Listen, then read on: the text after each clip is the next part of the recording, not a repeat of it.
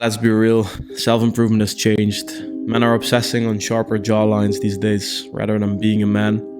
Men watch endless self-improvement videos but rarely do the thing. Men want the get-rich-quick schemes but ignore their actual mission on this planet. I stopped coaching men on self-improvement last year and started focusing on something infinitely more important for any man. Because I was stuck in self-improvement hell for 6 years. I loved the idea of me being on semen retention, being in the gym fighting. I loved showing it. I loved talking about it. But the best description I've found of a real masculine figure is very simply 3 things. Comfortable with himself, knows where he's going, and fucking enjoys the ride. Your true manhood starts when you stop listening to the noise around you.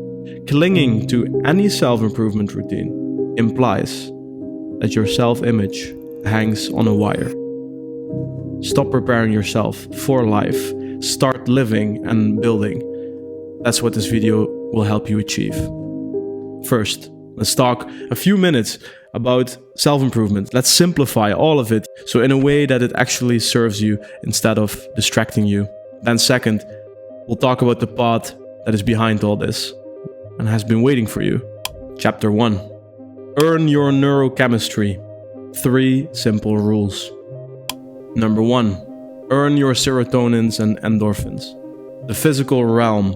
It is to fix your state so that you're ready to take action. That's it. I'm not going to give you a workout plan. You know how this works. Work out every day. Second, earned oxytocin. The realm of interpersonal connection. Psychological well-being through social connection. The biggest hack for this is to start martial arts. Because of something called the third community. Something that has always been normal, but has been disappearing in this new generation. It is the most low-stakes social environment you can join, perfect for casual interaction as you are going through resistance together. For a man, you'll find anything you need in this third community, in the martial arts gym, and you will never have any shortages in this second realm of interpersonal connection. All else will be bonus, and I promise you that. Rule number 3, and this is where everything happens. Earn your dopamine. It is the capacity to feel joy, satisfaction, and focus towards life. This is the main challenge of our internet age. Reject the cheap dopamine. Video games, porn, doom scrolling, weed, and binge eating. We all know why we do it. We all know that we don't want to do it. So how do we replace it with earned dopamine? Well, of course, the 2 rules mentioned before, but then the big one is this: to work on your mission. We cannot stop playing video games or watching porn or doom scrolling if we don't have anything to replace it with. And that's by finding your mission and progressing towards it. After coaching close to 100 men, I've learned one thing. When a man finds his mission and progresses towards that mission, everything else will fall in its place. And that brings us to chapter 2. Life beyond self-improvement. The start of the real journey. It can easily feel as though we must plug all these holes and we need all these self-improvement videos to help us do it, while in fact, they will settle themselves once your focus changes towards creation, away from consumption, into creation. And after serving all these clients, here's how practical I can make it for you. 4 steps. Number 1, set your mission and image. This might be the hardest part, but don't stop until you have it. Or at least something you are somehow content with, because action is what we want. We need to choose a dot on the horizon and start walking somewhere.